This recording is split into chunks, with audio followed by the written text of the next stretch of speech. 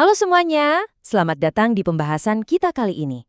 Coba deh jujur, berurusan dengan hukum itu emang sering bikin stres ya kan? Salah satu ketakutan terbesar yang biasa muncul di kepala kita pasti soal, wah habis biaya berapa nih? Kadang, bayangan soal tagihan pengacara yang selangit atau biaya pengadilan yang terus membengkak udah cukup bikin orang mundur duluan sebelum mulai memperjuangkan hak-hak mereka. Tapi tunggu dulu. Di sesi penjelasan hari ini, kita bakal bongkar tuntas dokumen panduan tentang gimana sebenarnya kamu bisa menjalani proses peradilan secara gratis. Ya, benar-benar gratis tanpa perlu takut bangkrut. Nah, pertanyaan intinya gini. Gimana kalau posisi ekonomi seseorang itu lagi sangat terbatas, alias miskin? Apakah keadilan itu cuma memihak mereka yang mampu bayar pengacara mahal? Bayangin aja kamu ada di situasi di mana kamu benar-benar nggak punya uang, tapi kamu harus berhadapan dengan proses hukum. Terus keadilan buat kamu kemana dong? Di titik kritis inilah, sistem hukum kita sebenarnya dituntut buat hadir dan ngasih solusi yang nyata. Biar nggak bingung, hari ini kita punya peta jalan yang jelas.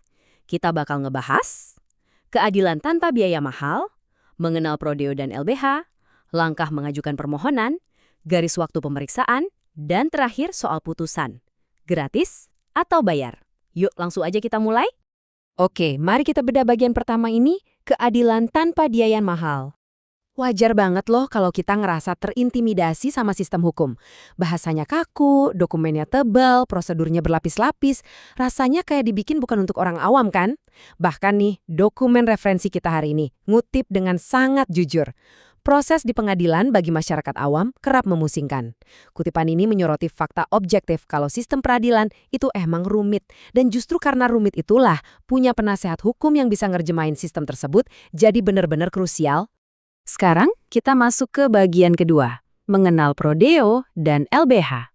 Pertama-tama, kita kenalan dulu sama yang namanya prodeo. Mungkin banyak yang belum tahu rahasia penting ini, tapi prodeo itu bukan mitos teman-teman. Pengadilan secara khusus udah nyediain anggaran tersendiri buat nutupin biaya perkara. Fasilitas ini jalan sesuai anggaran yang ada, dan hebatnya lagi, ketersediaan anggaran ini wajib diumumin secara berkala, jadi kamu bisa langsung cek di papan pengumuman resmi di pengadilan atau lewat media-media yang gampang diakses. Nah, yang benar-benar menarik dari perbandingan ini adalah kontrasnya. Di satu sisi ada bantuan dari dalam sistem pengadilan itu sendiri, yaitu prodeo tadi, yang khusus nutupin biaya operasional perkaranya. Di sisi lain, dari luar pengadilan, kamu bisa minta bantuan ke LBH atau Lembaga Bantuan Hukum. LBH ini hadir buat ngasih layanan penasihat hukum atau advokat secara gratis, khusus buat masyarakat yang nggak mampu. Jadi, kamu bisa dapat perlindungan penuh dari dalam dan juga dari luar institusi. Lanjut ke bagian ketiga, langkah mengajukan permohonan. Sebenarnya tahapan awalnya ini dirancang cukup simpel loh. Langkah pertama, kamu bisa ajuin permohonannya secara lisan maupun tertulis, jadi lumayan fleksibel. Langkah kedua, nah ini pantang dilewatkan. Kamu wajib melampirkan dokumen-dokumen pendukung yang ngebuktiin kondisi ketidakmampuan finansial kamu. Terus langkah ketiga, permohonan beserta dokumen ini langsung diajuin ke ketua pengadilan tingkat pertama. Cuma butuh 3 langkah ini dan proses resminya langsung jalan. Kita masuk ke bagian keempat, garis waktu pemeriksaan. Kadang proses hukum itu rasanya kayak nggak ada ujungnya ya kan?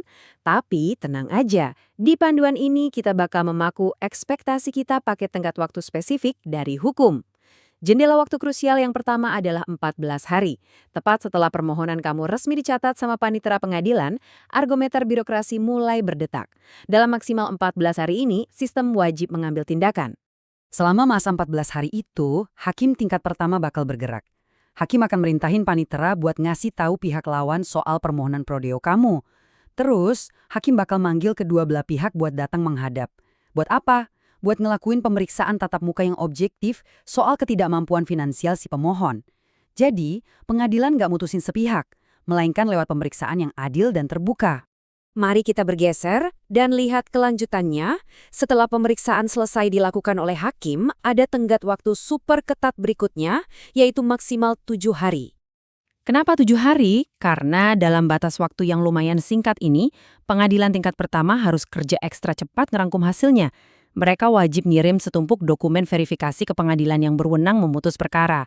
Dokumennya itu mencakup berita acara hasil pemeriksaan, permohonan izin prodeo itu sendiri, beserta semua dokumen pendukung kamu tadi. Disinilah nasib kelayakan permohonan kamu bakal diputusin secepat mungkin.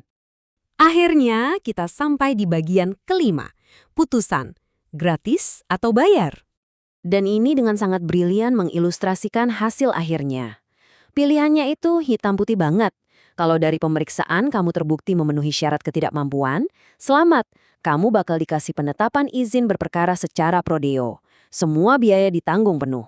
Tapi kalau ternyata dari hasil pemeriksaan kamu dinilai sebagai orang yang mampu, ya permohonannya bakal ditolak dan kamu wajib bayar seluruh biaya perkara kayak orang-orang pada umumnya. Putusan yang sangat jelas kan? Tapi, tunggu, ada satu poin krusial yang wajib kamu ingat dari catatan ini. Izin beracara secara prodeo ini hanya diberikan pada tingkatan pengadilan tertentu saja tempat kamu mengajukan. Maksudnya, izin ini bukan tiket terusan VIP yang otomatis berlaku selamanya. Kalau ternyata kasus kamu harus naik banding ke tingkat pengadilan yang lebih tinggi, kamu nggak bisa otomatis pakai izin yang sama. Ini detail operasional yang penting banget biar kamu nggak kaget di tengah jalan. Nah, sekarang kamu udah ngelihat petanya secara utuh. Sistem peradilan kita emang dirancang dengan kompleksitas yang kadang bikin pusing. Tapi, dengan manfaatin prodeo buat nutupin biaya pengadilan dan minta bantuan dari LBH buat dapat penasihat hukum secara cuma-cuma, keterbatasan finansial itu bukan lagi alasan buat nyerah sama ketidakadilan. Keadilan sejati harus bisa diakses sama siapa aja, asalkan kita paham cara main sistemnya. Pertanyaannya sekarang, setelah kamu dibekali pemahaman soal hak-hak kamu di mata hukum, siapkah kamu melangkah maju dan memperjuangkan keadilan? Terima kasih udah nyimak sesi penjelasan ini sampai akhir. Teruslah belajar, pahami hak kamu, dan sampai jumpa di pembahasan luar biasa kita berikutnya.